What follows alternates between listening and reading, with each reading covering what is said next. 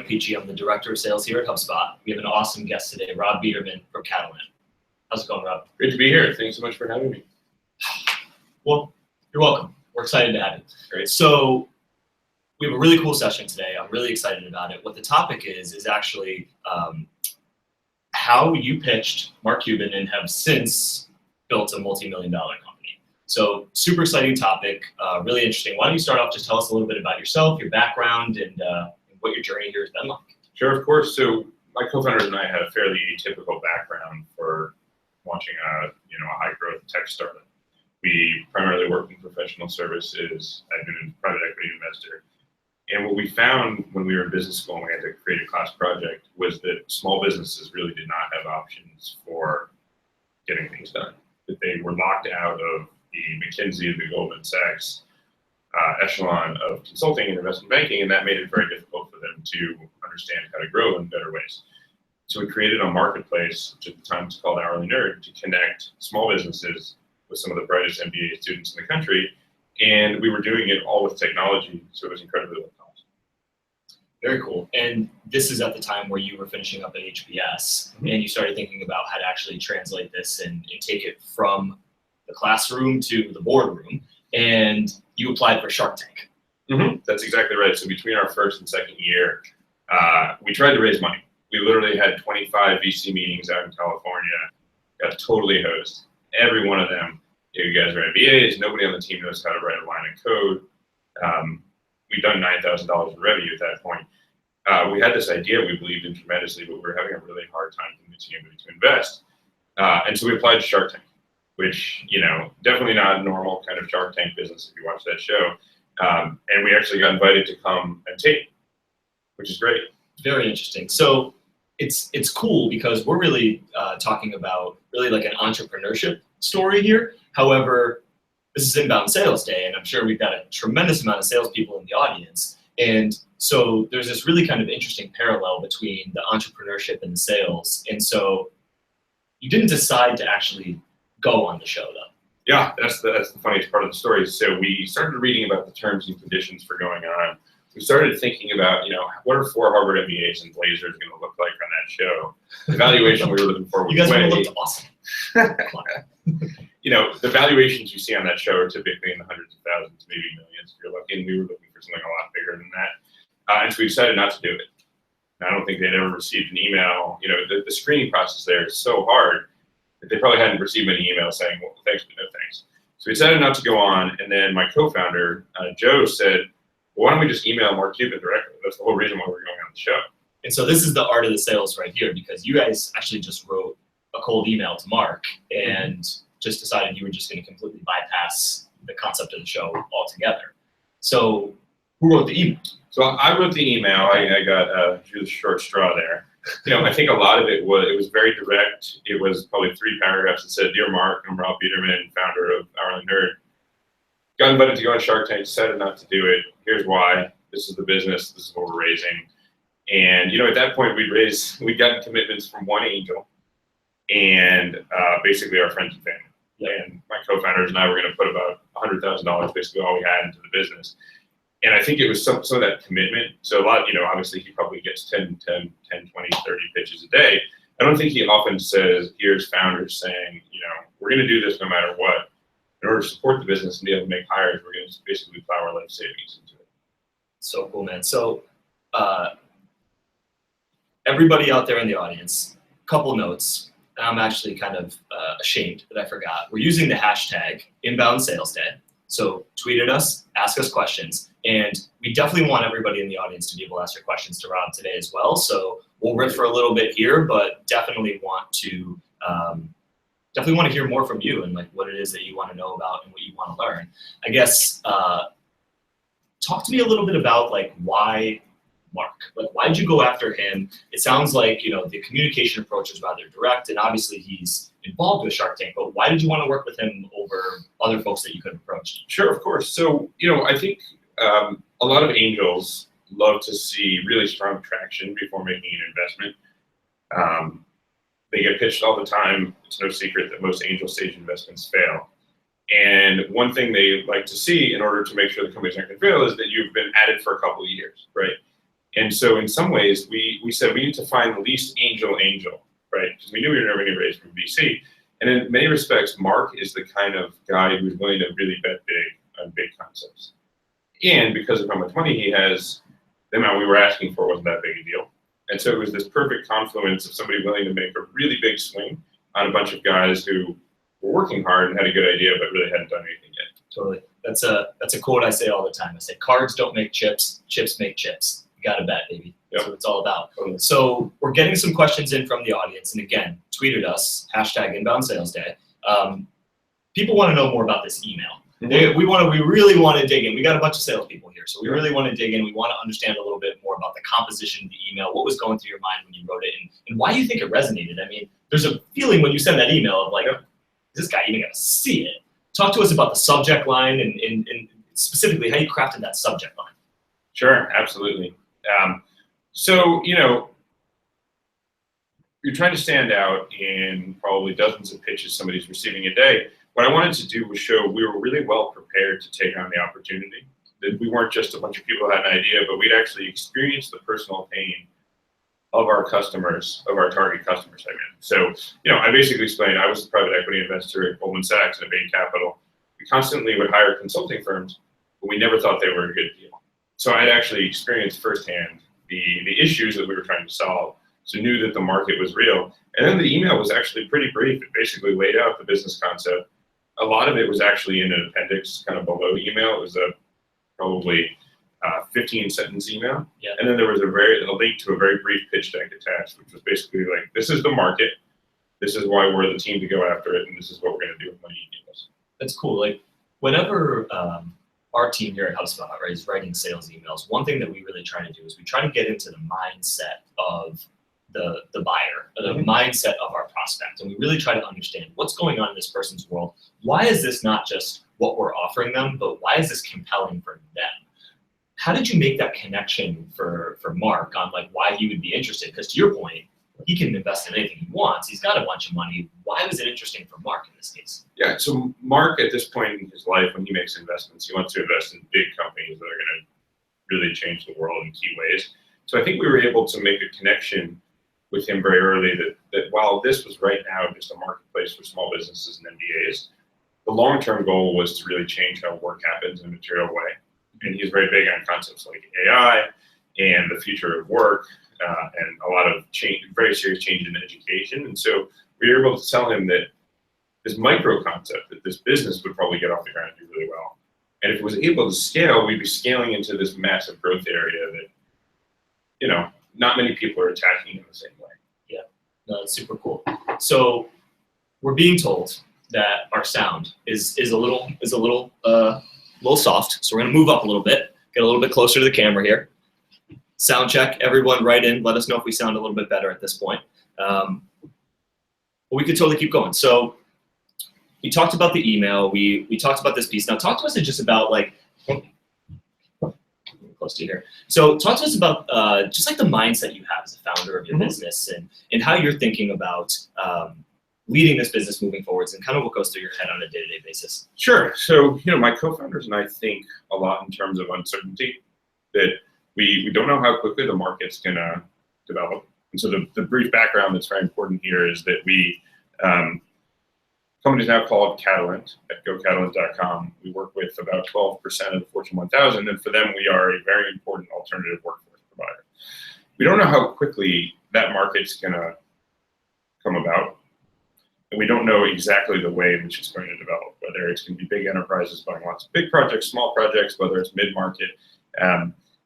And so what we've tried to do is manage the business with enough flexibility that if things go in a slightly different way, we're good, while remaining very, very dedicated to a few core principles, which are that labor markets are inefficient, that you can make them better with technology, that it's not a good deal for workers and it's not a good deal for employers.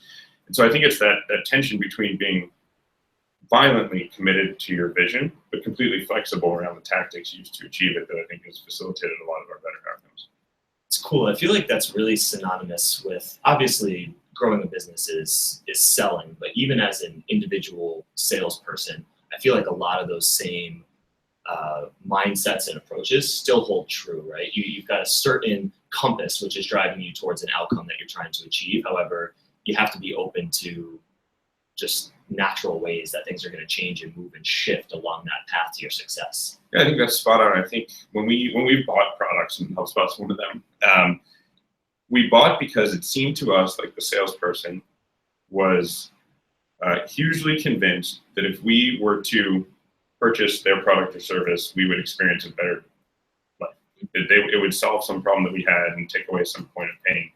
And I think raising money, which we've now done 5 times, is very similar, right? That you need to convince the investor, whose personal pain point is put money to work in attractive ways, that they almost can't go on without investing in your company. So that actually leads perfectly into our next audience question, which is they're saying, okay, so you wrote the email, we got a concept of what that is, but now you actually get a reply and you start in this engagement. Like, what was that closing cycle like? Like, how did your sales process work there, and how long did it take? Yeah, so this is probably a bad example, because I think, having been involved with 10,000 sales processes now at our company, this was by far the smoothest and least painful. Mark wrote back very, very quickly thereafter, and this was a summer Friday afternoon. What's the valuation? And would you ever offer something called Hourly Nerd on Demand? So we told him, it was a convertible note at a very reasonable cap. And of course, on demand sounds great.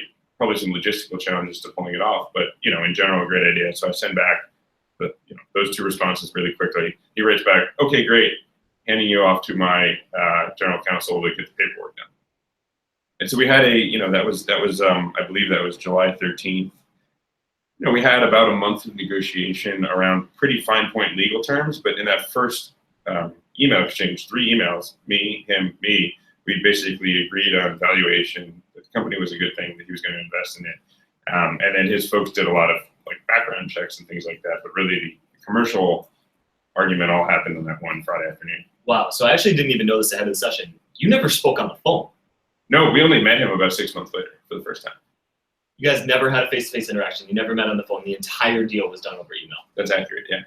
That's pretty cool. Yeah. That's pretty cool. I guess in a lot of ways too, that's where a lot of sales is headed, right? Like people, especially in our market at HubSpot, right? Like there's a tremendous amount of education and learning and teaching that occurs within our sales process, and people really value human interaction as a part of that ultimate decision-making process. And they value, I think, a salesperson doing discovery and framing and helping them actually see the right path forwards. However, I think increasingly we're finding ways to put that into mediums, which is not the telephone and not online meetings and not taking that time. We're finding mediums to do that in web chat. We're finding mediums to do that over email. And I think that's a big trend in the industry overall. It's kind of cool to see actual massive deals getting done, right? Just over. The same thing in our business. We routinely close $200,000 deals where our salesperson has never spoken to the customer on the phone. And I think a lot of that comes from there's so much you can do to put out a presence that's credible and reputable online, whether it's through best-in-class content or customer testimonials, that you can get people pretty much all the way down the this is a good idea curve, and then they just think about how it fits in with their life. Yeah. And so honestly, nearly all of the interactions our customers have with our salespeople are around logistics. How do I actually close this deal? Does the person show up on site? What does the contract look like? And not convince me that I should use Catalant. That's pretty cool. So continue to throw your questions in. We definitely want to hear more of them. I guess. Okay, we got a couple now. So audience really wants to go back to the email, the storyline of the pitch deck. So I guess start off, we were talking a little bit about the process of doing research, understanding the investor mindset ahead of that piece. Like, did you do any research? Did you dig in a little bit more on Mark and really prepare to write that note, or was it really largely just you're like, well, this guy's an investor and this is what he's about. So was it more assumption-based or true research-based? Yeah, so I think the nice thing when you're trying to pitch somebody who's on Shark Tank is you can learn a tremendous amount from watching back episodes of the show. Yep. And then you see what they're truly like, not what they said in some Fortune magazine interview, but 60 minutes of content that airs once a week. Totally. what we saw about Mark was that he liked real businesses. And if you watch Shark Tank, you can see this. He does not like fads. He does not like concepts. He likes businesses that are going to very quickly turn into positive gross margin. Because I think one of his things is no business ever no business ever failed for too many sales, right? And so what we really stressed in the deck, and this was a little bit ridiculous because at that point we'd only done about $9,000 in revenue, is we're full-time students. We only sell for this company when we get out of class every day around 4 o'clock, and we sell by going door to door. We literally walk up and down the streets of Harbor Square and Cambridge and Allston and Brighton, Mass, walking into small businesses and trying to give them business advice and getting money back. So I think there was a shoe leather element there that he really liked, which was that we were out actually doing it. Sales was absolutely core to our company, always has been. And then I think what he really liked was we were able to connect that to a market size. So we said, look, this door-to-door sales thing is not our long-term growth plan, but we actually do have a plan. And by the way, there's 23 million small businesses in the United States. And so if this is attractive to only a small fraction of them, you could build a really big company. And I think we cited examples like Paychex and QuickBooks and HubSpot and companies that had primarily sold to mid-enterprise and down at that point that were able to scale to very big companies because there are just a lot of them and they need a lot of help. So in the spirit of this concept of inbound sales day, you talk about this really started out as a pretty grassroots approach, and you're going door to door and you're knocking and you're creating, leveraging a ton of energy to create these conversations and to create this interest. What were some of the things that you did to create that inflection point to where now your sales team is just dealing with logistics? How did that transformation occur for you? Yeah, I think we've always had at our company this, what I call sort of audacious, irrational faith. The thing we're doing is right, that people deserve better access to talent and talent deserves better access to opportunities. And we've almost asserted from maybe the first day of the company that this is the way the world is going, get with us because it's going to be great. And I think, a lot of companies do that. The difference is, I think, the ones that succeed tend to be ones that are relevant, credible, and differentiated, where you're solving a problem that is meaningful to people, relevant. You or your company are well positioned to actually solve it well, which is the credible part. People actually believe that the problem is real, relevancy, but also you're going to solve it well for them, and that it's different from any other solution in the market. And we've always come back to what can we do that is those three things, relevant, credible, differentiated, that make people believe that we're going to solve their pain point with high certainty. And we offer money back guarantee. Money back guarantee, that's like whispering sweet nothings in my ear when it comes to sales. I like that. So the question I have for you is how do you think about this balance of, so today you've got a sales force, and your sales force is largely working with folks who are coming down your sales funnel and are saying, okay, this is credible. I understand what this is. I'm very interested in acquiring this type of service, but I've got questions. How do you balance growing in that mold with actually applying more energy against the market to try to grow faster? How are you guys thinking about that? Yes, we've thought lately a lot about that because what we've seen at each of our Fortune 1000 clients, GE and Pfizer, Fidelity are some of the largest. Once we can convince a quite senior person at that company that what we're doing is going to help the company, they will actually turn around and be our champion and evangelist. Not because they care about us, not because they're great people, but simply because they want to help their company. Purely selfish.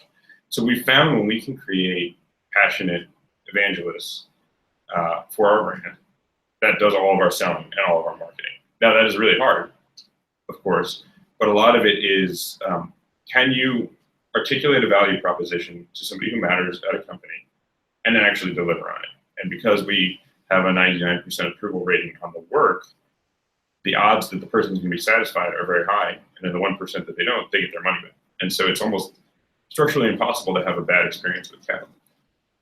That's awesome. It's what we strive for a lot at HubSpot too. Actually, like a tactical idea there is we actually use a framework called NPS, and we use the NPS survey to get a better understanding of how our customers feel about their interaction with us and how they feel about the value they get from HubSpot. And then in turn, we leverage our kind of internal focus towards really moving that number, because we believe the same thing, right? If your customers are out there saying positive things in the market and spreading goodwill, then It's just a matter of time before you have the world out there marketing your business for you. For sure. That's the name of the game. So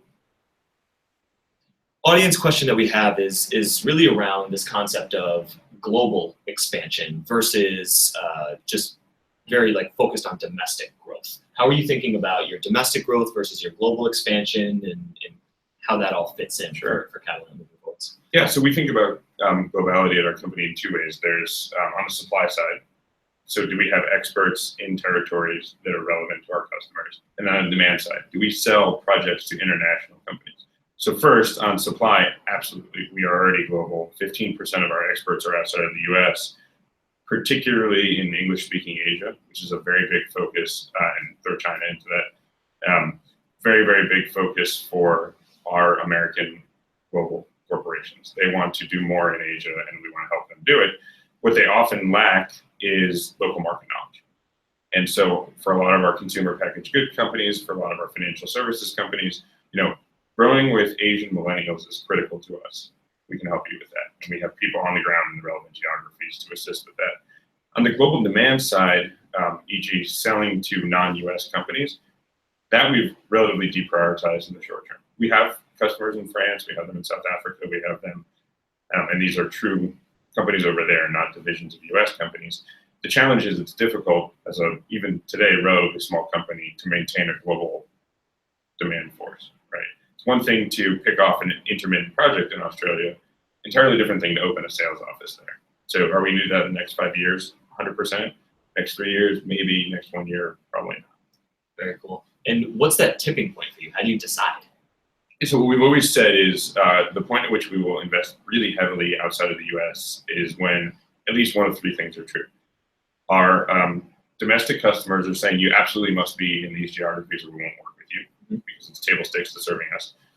Two, we feel as if some of those markets are both large and ready for what we're doing. And if you look at markets internationally, very few of them are US scale. And then if you multiply by how comfortable are they with the freelance gig economy, even less so. And then the last is, are there massive synergies to being a global corporation, right? Is there knowledge that we would be actually creating in China and being